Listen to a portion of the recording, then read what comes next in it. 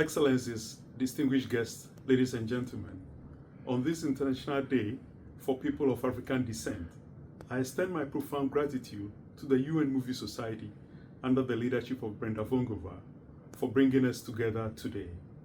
Through the eyes of Ghana, we witness the extraordinary legacy of Chris Hesse, who documented the dawn of our independence as cinematographer to Ghana's founding president, Dr. Kwame Nkrumah. By risking everything to rescue over 1,000 reels of long-lost footage, Mr. Chris Hesse preserved not only Ghana's history, but the visual record of Nkrumah's enduring vision for a united and self-determined Africa. This act of reclamation lies at the heart of today's observance, reminding us that honoring African heritage, restoring erased histories, and advancing Pan-African unity are essential to achieving true recognition, justice, and development worldwide. Thank you to the UN Movie Society for championing these vital stories through the power of motion pictures. Did I say? Thank you. Greetings, Excellencies, ladies and gentlemen. Today, on the International Day for People of African Descent, the UN Movie Society is honored to present a conversation with a filmmaker whose work embodies exactly why this day matters, two-time Oscar winner Ben Proudfoot. Ben's new film, Eyes of Ghana, tells the story of Chris Hesse, personal cameraman to the first Prime Minister and then President of Ghana, Kwame Nkrumah. Mr. Hesse, who spent decades safeguarding over 1,000 reels of footage from the birth of African independence, footage that nearly vanished and now speaks directly to the recognition, justice, and development this day calls us to pursue.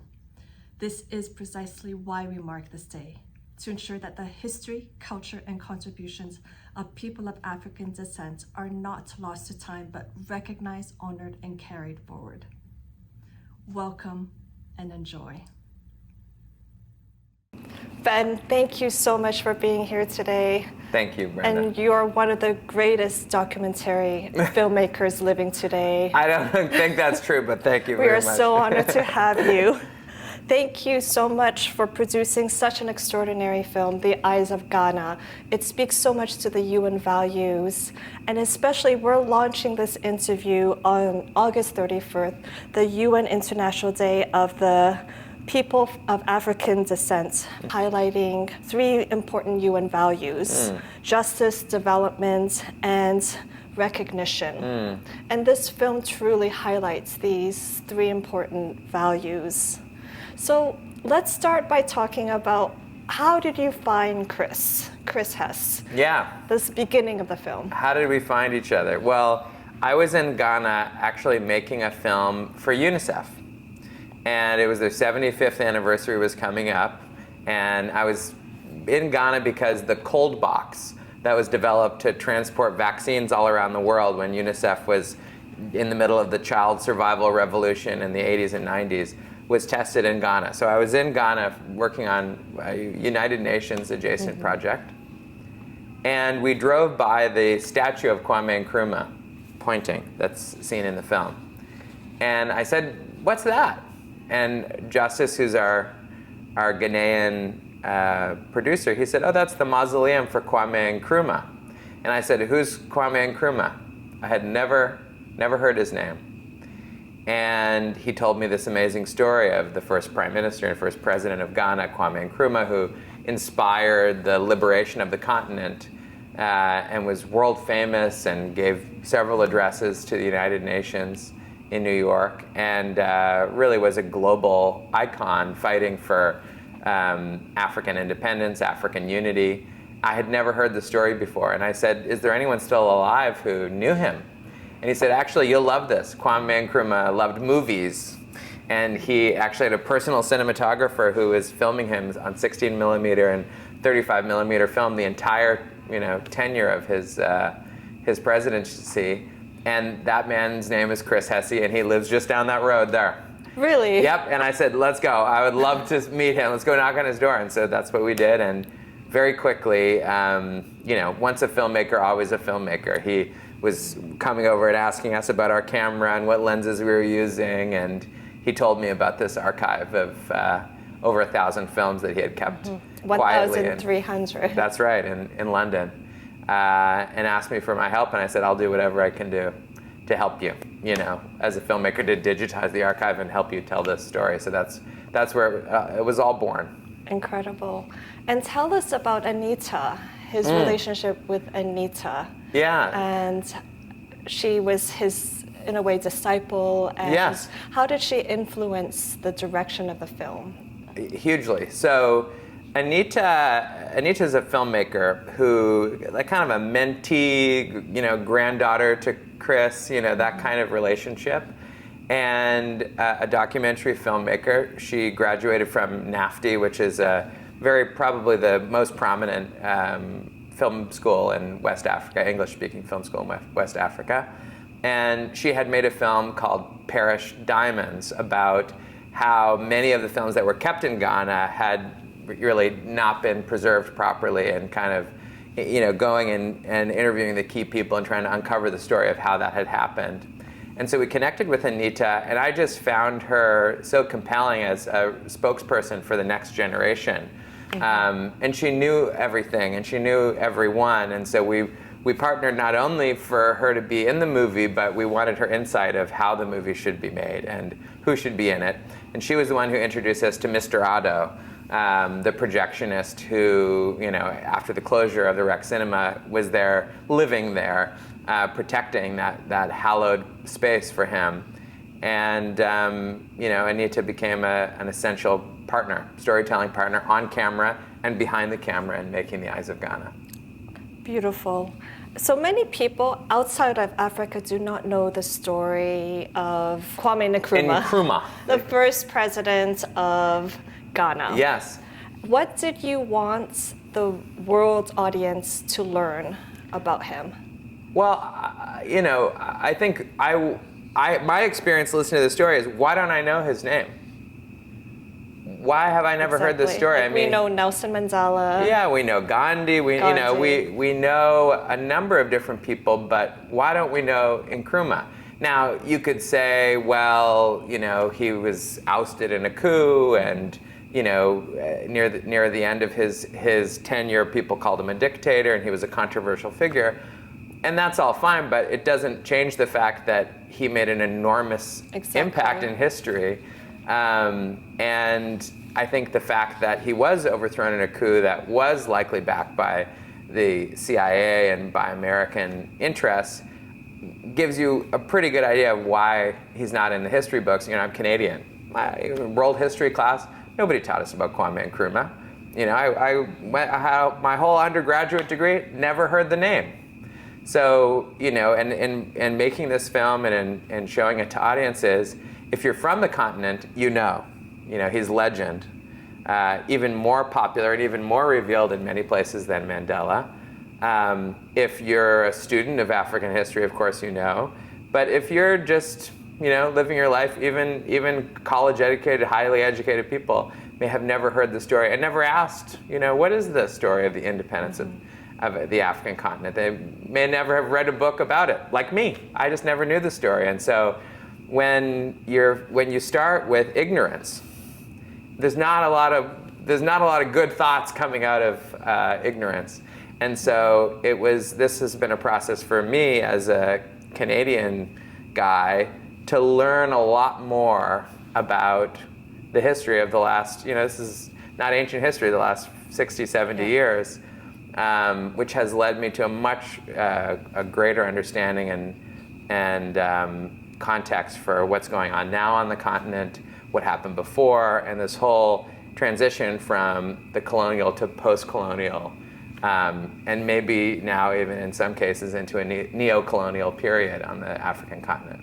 Thank you for bringing this important part of history to the world. Yes, it's my job and my honor, and this movie is really about giving a platform to Chris Hesse for him to tell his story. Yes. And to start a conversation. We always say in Making the Eyes of Ghana, we want to take people from 0 to 1. We want to take folks who may never have heard that name and get them knowledgeable enough that they might go buy a book or watch a second documentary that'll take you much deeper. Our film is a primer.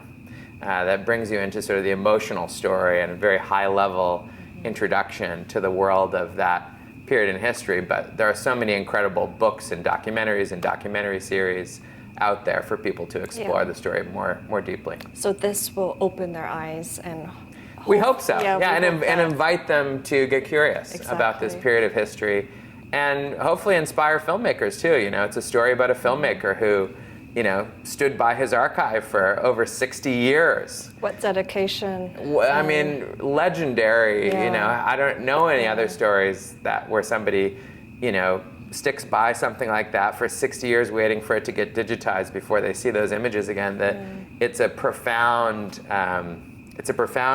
human story, and it is significant historically that these films have not been lost. That this trove, which has got to be one of the largest, if not the largest, motion picture, you know, primary source motion picture archives of this post-colonial period in Africa. It's an enormous historic discovery, Chris Hesse's archive. And they're secretly stored or discovered. Yeah, well, in there London? were many. Yeah, in London, there were many times when they were thrown out.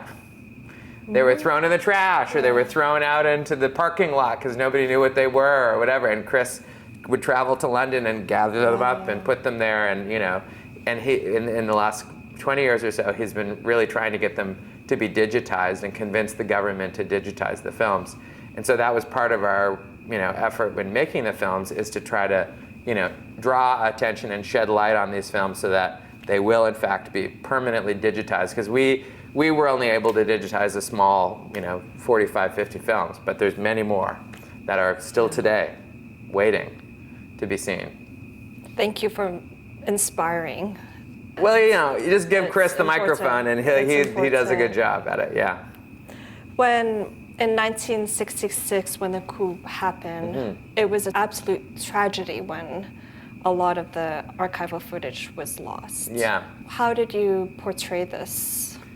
Well, I mean, it's important that I clarify that we didn't want to have an opinion about the coup. Yeah. We didn't even want to have an opinion about Kwame Nkrumah. We had an opinion about Chris Hesse. You know, we saw somebody who was dogged in his desire to, you know, help his country gain independence. Somebody who would stop at nothing to preserve his films, which any filmmaker would have the same feeling towards their films. Somebody who was interested in educating young filmmakers and bringing up the next generation of filmmakers. That's the person we wanted to celebrate. You know, historians and experts on the space, they will weigh in on, was the coup good, was the coup bad, was, you know, Kwame Nkrumah good, was Kwame Nkrumah bad? That's for them to discuss, and it's really for you to watch the footage and decide for yourself. Far be it for me to have an opinion on that. All I know is that it's an important story that everyone should pay attention to. And Ghana also created another giant, Kofi Annan. Yes. The former UN Secretary General, Nobel Peace Prize winner. Yes. First UN Secretary General from sub-Saharan Ghana. Yes. And there are parallels potentially between the two. Yeah, I mean, I think you know, world leaders. If I have the dates right, I think Kofi Annan would have been a teenager when Kwame Nkrumah came to power. You know, there was a lot of tension during that time. Ghanaians were more or less decided that independence was the right path. And the question was, should it take its time and be sort of gradual and progressive, or should it happen now? And Kwame Nkrumah said it should happen now, and that won. That argument won. And my guess would be that, you know, just seeing how his career played out, that I wonder, and so it's such a question that we'll never be able to ask him, but I wonder if Kofi Annan, whether he fully agreed with that approach, you know. And I think I watched a documentary about Kofi Annan and the independence of East Timor and different things that he was involved in, and bringing independence and bringing democracy through the influence and the power of the United Nations. It's amazing, but Ghana is an extraordinary place. It is replete with wonderful, warm, extraordinary people. And it's been a great honor of my life to get to travel there and spend so much time there and make so many friends, lifelong friends, in making this film. And we're also very honored to have Kofi Annan's nephew, Yes. another Kofi Amu Gottfried, as one of our executive producers of the film. So it's been an amazing journey, and to be embraced by the Ghanaian community has been extraordinary. They love you. And I love them. You also have as executive producers Michelle Obama and her husband Barack Obama. Mm-hmm. And how has their support helped to bring your film to a different audience? Yeah, well, audience? you know, I was in freshman year at USC when President Obama was elected. It was the most exciting Yes. experience. You know, I'm Canadian, but I was in Los Angeles, and just being a part of that was such an extraordinary, life-affirming and inspiring experience. Not only in the achievement that he made as the first African-American president of the United States, but also just in the way that he carried himself and how he did it, and their whole family, frankly. So I was always just enamored by him, as so many people are, and believe in him. And so to have the chance to work with Higher Ground, and to have the chance to have, you know, Michelle Obama and Barack Obama as our executive producers, on one hand, I have to kind of be a fanboy and be like, oh my God, it's such an amazing, extraordinary thing, you know. Congratulations. You know, it's deserved. It's amazing. I mean, it's just such an honor, really, to be even in the slightest associated. It's well deserved. But what I really think that they're responding to here is it's an African history story, right? And it's these are the stories that have not been widely told. It's an audience that is underserved, the 1.4 billion people on the continent. You know, Hollywood is not making movies for that audience, right? And yet the stories are just as powerful, just as rich, just as important. Exactly.